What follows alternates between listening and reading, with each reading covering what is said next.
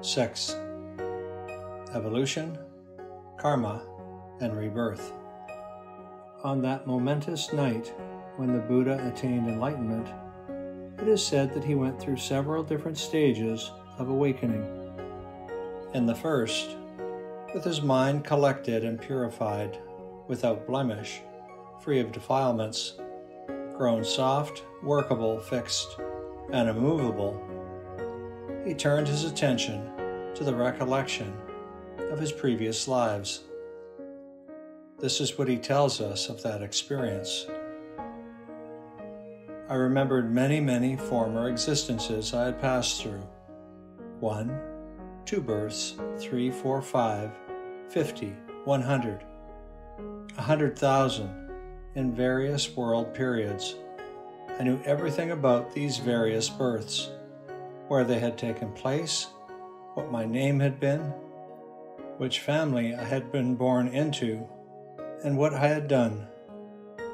I lived through again the good and the bad fortune of each life, and my death in each life, and came to life again and again.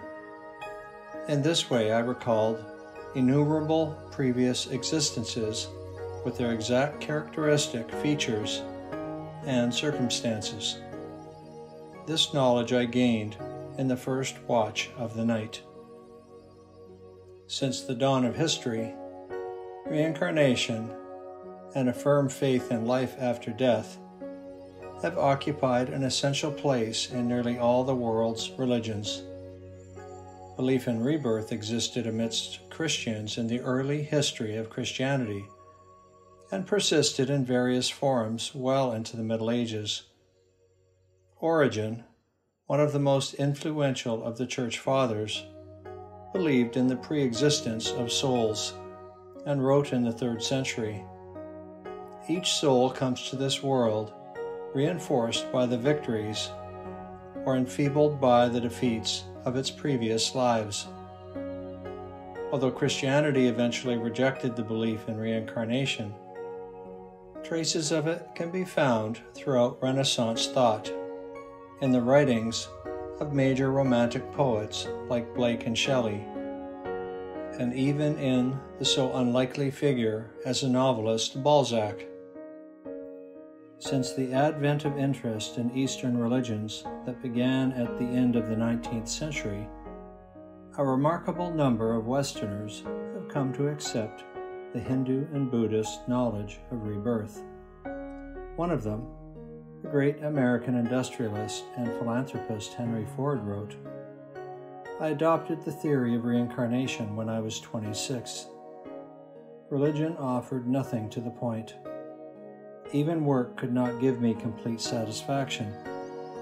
Work is futile if we cannot utilize the experience we collect in one life in the next.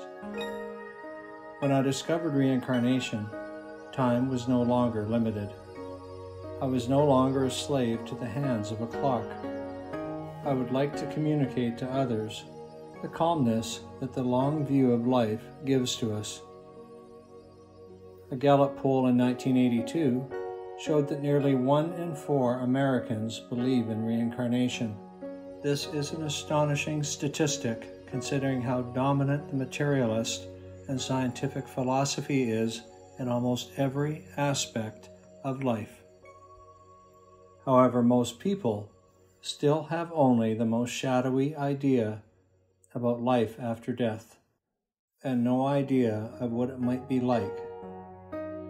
Again and again, people tell me they cannot bring themselves to believe in something for which there is no evidence.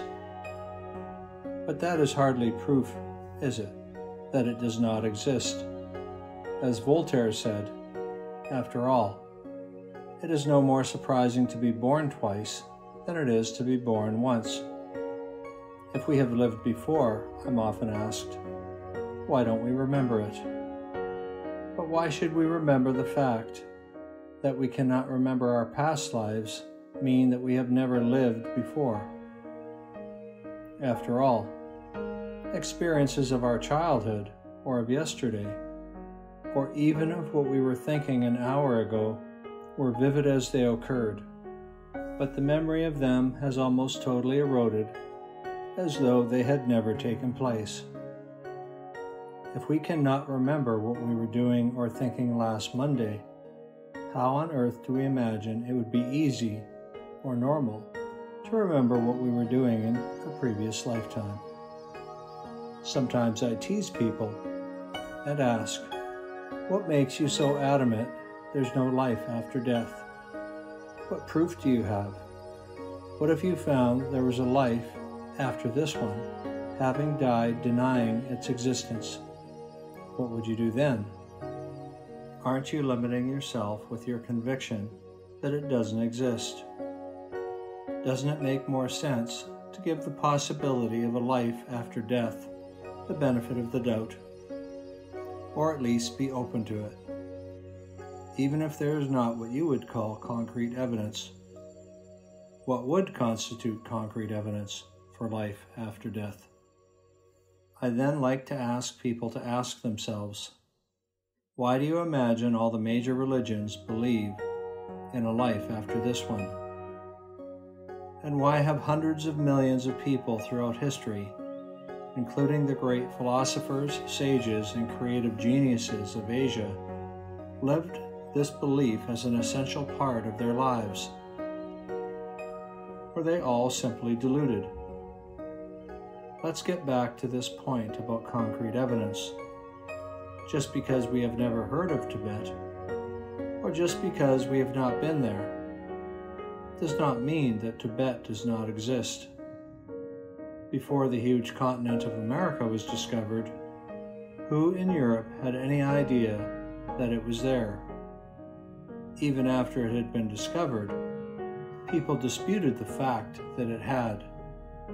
It is, I believe, our drastically limited vision of life that prevents us from accepting or even beginning seriously to think about the possibility of rebirth. Fortunately, this is not the end of the story. Those of us who undertake a spiritual discipline of meditation, for example, come to discover many things about our own mind we did not know before. As our mind opens more and more to the extraordinary, vast, and hitherto unsuspected existence of the nature of the mind, we begin to glimpse a completely different dimension, one in which all of our assumptions about our identity and the reality we thought we knew so well start to dissolve, and in which the possibility of lives other than this one becomes at least likely. We begin to understand that everything we are being told by the masters about life and death, and life after death, is real.